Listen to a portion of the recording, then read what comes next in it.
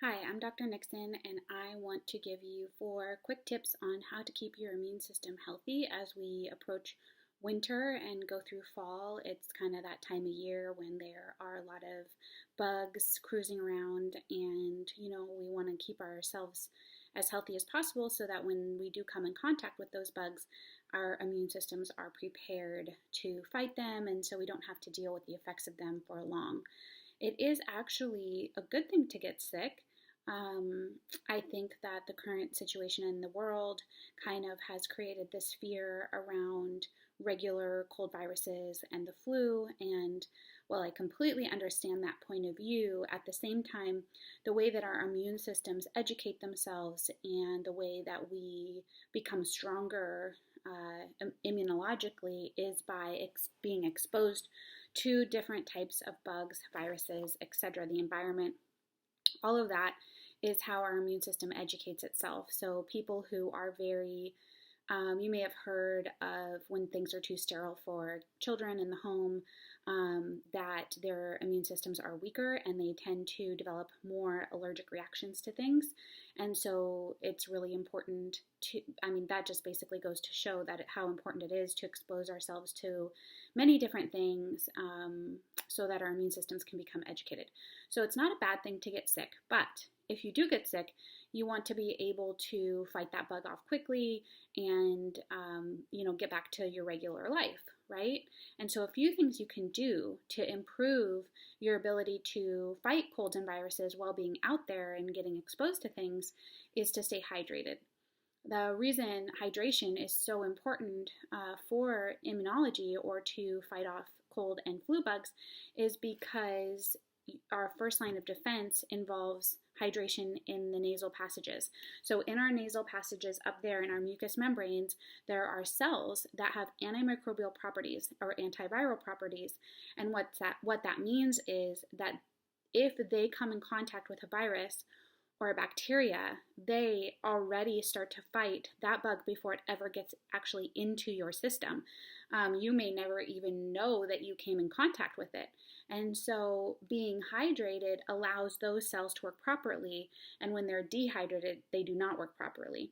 So hydration is really key for preventing actually contracting a cold, but your immune system still is getting educated by it. So hydration, big number one thing, first line of defense for those cells that are using that hydration to fight those bugs.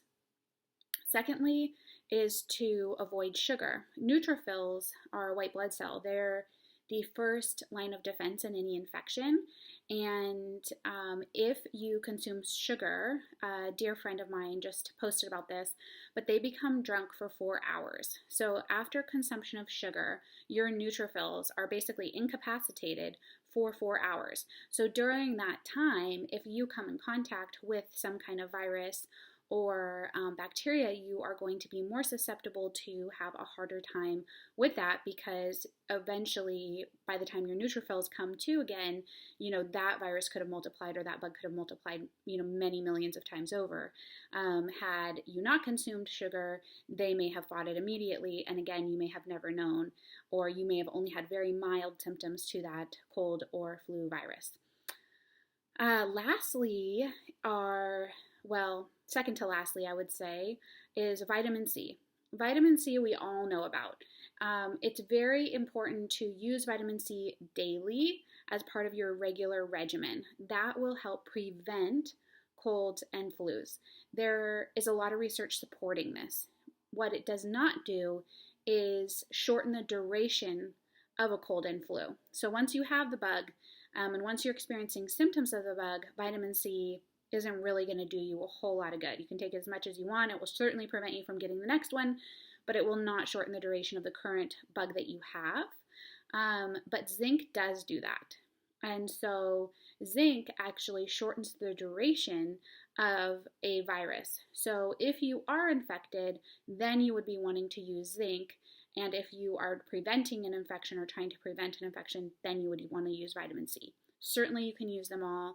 Zinc is also helpful in prevention, and so there are many things out there that contain both of these vitamins. Don't take them If you haven't checked with your primary care provider, please don't take supplements upon my suggestion without checking with your doctor. That's just my little disclaimer. It's really important because those things can conflict with certain medications and it may change dosing and all that sort of thing, or absorption, etc., etc. So please check with your doctor before you start taking supplements, but vitamin C for prevention and zinc for shorten of duration of the colder virus. And then lastly, there are some great herbal remedies out there that can be helpful when you contract a virus. Not really necessarily prevention, although echinacea can help with prevention, but it has to be a specific part of the plant harvested in a certain time of year. And not all echinacea is done that. It doesn't really list in most echinacea supplements. It's not really like listed when it was harvested and when, unless it's a really like on point company with herbals, which some of them are, but most of them aren't. It will tell you the part of the plant and at what time it was harvested so that they could extract the right ingredients or molecules, biochemistry to create more of a preventive effect versus a shorten of duration effect of the echinacea plant, which is awesome that it can do all of those things, but it does need to be harvested correctly and the correct part of it. Aside from echinacea is Osha is a really good one. It's really bitter, but it works especially for either prevention or shorten of duration, and golden seal is the other one. Again, please don't take any of those herbs without consulting a doctor or your naturopathic doctor. But I just wanted to give you guys some quick and dirty tips to help you if you have a bug, or help you to prevent bugs during this flu and viral season. Have a great week, you guys. And please like, subscribe, and share if you found this information helpful.